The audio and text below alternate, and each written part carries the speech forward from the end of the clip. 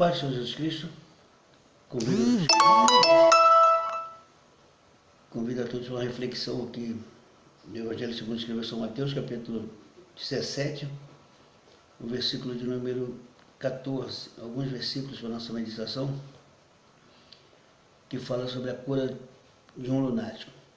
Nos diz assim o versículo 14: E quando chegaram à multidão, aproximou-se-lhe um homem, pondo-se de joelho diante dele, dizendo: Senhor, tem misericórdia de meu filho, que é um lunático e sofre muito, pois muitas vezes cai no fogo e muitas vezes cai na água.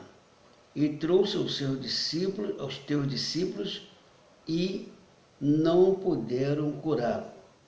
E Jesus respondendo disse: Ó geração incrédula e perversa, até quando estarei convosco, e até quando vos sofrereis? Trazei-mos aqui. E repreendeu Jesus o demônio, que saiu dele, e desde aquela hora o menino sarou. Então os discípulos, aproximando-se de Jesus em particular, disseram: Por que não podemos expulsá-lo? E Jesus lhe disse: Por causa da vossa pequena fé. Porque em verdade vos digo que se tiverdes fé como um grão de mostarda, direis a este monte: passa-te daqui acolá, e há de passar, e nada vos será impossível. Mas esta casta de demônio não se expulsa senão pela oração e pelo jejum. Queridos, essa palavra é uma palavra conhecida no meio do povo de Deus, mas é uma palavra que nos chama a atenção. Nós encontramos aqui, primeiro, que Jesus usa de misericórdia com a situação daquele pai. Jesus estava chegando a um determinado lugar onde um pai se rende, chega-se a Jesus e se ajoelha diante do Senhor e apresenta a sua situação. Se ajoelha e clama por misericórdia. Ele pede: tem misericórdia de meu filho, que é um lunático. O lunático é aquele que sofre algumas opressões em período de mudança de lua. E aquele jovem, ele era perturbado por espírito mau, que quando ia até ele, ora lançava ele no fogo, ora lançava na água. E ele disse isso para Jesus, que havia levado aos discípulos, e os discípulos passaram a noite toda e nada puderam fazer. Então os discípulos estavam preocupados, até atômicos, diante de uma situação que eles nada conseguiram fazer. Mas quando aquele pai apresenta aquela situação para Jesus, então Jesus entra em ação. E aí as coisas mudam quando Jesus opera. É interessante entender que o desespero faz uma pessoa humilhar-se diante de Deus. Aquele homem estava desesperado, porque ele viu o seu filho sofrer tantas e tantas vezes, e de ter passado uma noite inteira, já que ele havia chamado os discípulos para interceder, para resolver o problema de libertar aquele menino, e os discípulos não conseguiram. Quando Jesus se aproximou, ele já conhecendo a fama de Jesus, ele corre para Jesus e se humilha diante do Senhor, se ajoelha e pede misericórdia. Aí dá para a gente entender que algumas situações caóticas da nossa vida é para que a gente se renda ao Senhor, se humilhe diante dele, porque através da humilhação a gente pode alcançar grandes milagres da parte de Deus. E aí a gente vê aqui. Primeiro ponto que eu quero dar aqui, quero dividir aqui essa mensagem em 4 tópicos. E o primeiro tópico que eu quero dar aqui fala sobre a triste situação vivida por aquele pai. Aquele pai via de quando em quando o filho sofrendo, sendo castigado pelos demônios, ele nada podia fazer. Via que ele, por um momento, lançava ele no fogo, depois lançava na água, e nada podia fazer. Ficava o tempo que os demônios quisessem possuir, ele ficava à mercê dos demônios e o pai nada podia fazer.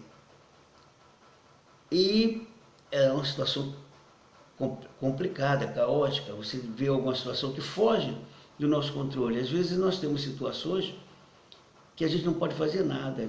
Todos nós enfrentamos situações assim, que você vê os teus sofrendo, passa complicação, a gente mesmo muitas das vezes passando alguma situação que a gente nada pode fazer, só clamar pela misericórdia.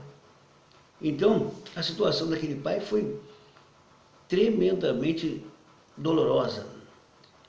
Segundo, ele viu o filho sendo atormentado ali e não podendo fazer nada, como diz aqui o versículo de número 15. Ele diz no versículo número 15, o que acontecia com aquele filho? Olha, lançado no fogo, era lançado na água, espumava, e ele não tinha condição de fazer nada. Mas Jesus pôde fazer. O segundo tópico que a gente quer dar aqui, o segundo ponto, é que homem algum pode fazer o que é para Deus fazer. Homem nenhum poderá fazer aquilo que só Deus pode fazer. Às vezes a gente vê alguns homens que receberam dons, talentos preciosos da parte de Deus, eles começam a se perder quando eles começam a buscar aquela glória, aquela honra para si, achando que é por causa deles que as coisas acontecem. Então, meu querido, o homem pode fazer coisas grandiosíssimas, ele ser usado por Deus para realizar, mas não é ele quem realiza. Quem realiza é a ação de Deus na vida dele. Então é preciso que entendamos isso. O homem algum, ele pode fazer o que é para Deus fazer. O que é para Deus fazer é Deus quem vai fazer. Então foge da alçada do homem algumas situações a serem resolvidas, que se ele não clamar por Deus, se ele não permitir que Deus entre em ação, ele nada poderá fazer. Outro ponto que a gente deu aqui, o terceiro item, é que Jesus exige que tenhamos fé. O escritor de Hebreus, ele classifica a fé como sendo algo assim que a gente precisa, é uma necessidade. Sem fé, ele diz que é impossível agradar a Deus. O capítulo 11 do escritor aos Hebreus, versículo 6, ele diz, ora, sem fé é impossível agradar-lhe, porque é necessário que aquele que se aproxima de Deus creia que ele existe e que é galardoador dos que o buscam. Então é preciso crer. Se vai a Deus, precisa crer de fato que ele pode realizar o milagre, que ele pode trazer a bênção, pode completar uma obra, pode chamar até a existência aquilo que não existe. Às vezes a gente não tem nenhuma condição de fazer determinadas coisas, mas quando a gente coloca na mão de Deus por fé, ele vai realizar. Que fé? Fé é o firme fundamento das coisas que se esperam e a prova é a certeza das coisas que não se vê. Você não está vendo, mas você crer que Deus pode realizar e coloca na mão dele, e aí ele entra com ação e realiza a obra. Então, o terceiro ponto é esse: não existe, Jesus exige que tenhamos fé. Não existe operação de Deus se não houver fé em nós. Se nós duvidarmos, Deus não vai operar o milagre que a gente precisa. Então, Jesus exige que tenhamos fé. Ele pergunta para o pai daquele garoto, esse escritor aqui não dá ênfase a isso, mas outro escritor dá ênfase, outro evangelista dá ênfase, que ele pergunta para o pai do garoto, é lícito, pode crer. Aí o pai se examina e vê que não tinha fé, não tinha... Mas ele pediu, já havia pedido misericórdia, havia se humilhado, e falou assim: Senhor, ajuda-me na minha incredulidade. Então, por causa da sinceridade, Jesus usou de misericórdia, porque pelo menos ele não sabia como agir por fé, mas ele estava humilhado, porque a humilhação também, querido, é de extrema importância para alcançarmos bênção da paz de Deus. Foi o que o próprio Deus falou com Salomão, quando ele enviasse situações como essa que nós vamos viver nesses dias aí de quarentena, nesses dias de luta aí de coronavírus, de Covid-19, essas coisas todas. Ele disse que se ele cerrasse o céu, que não chovesse, que mandasse praga de gafanhoto, que consumisse a vegetação, que outras pragas que viessem sobre a humanidade, que peste fosse atingida, mas ele disse: mas se o meu povo, que se chama pelo meu nome, olha só, se humilhar. A humilhação é o começo para chegarmos à presença de Deus e alcançarmos a vitória. Se humilhar e orar. Se humilha, reconhece o seu estado de fraqueza, de miserabilidade e mantém o diálogo com Deus. Orar é conversar com Deus, apresenta para Deus a situação. E aí ele se buscar a minha face, quer dizer, adore, louve, confie. Aí ele diz mais adiante: se converter dos seus maus caminhos, largar o pecado, largar a vida de incredulidade, de impureza. Aí ele diz: então eu ouvirei dos céus, perdoarei o seu pecado e sarei essa terra. Então, são 4 coisas preciosíssimas que o cristão precisa estar com ela constantemente: a humilhação, a oração, a busca ao Senhor e a conversão.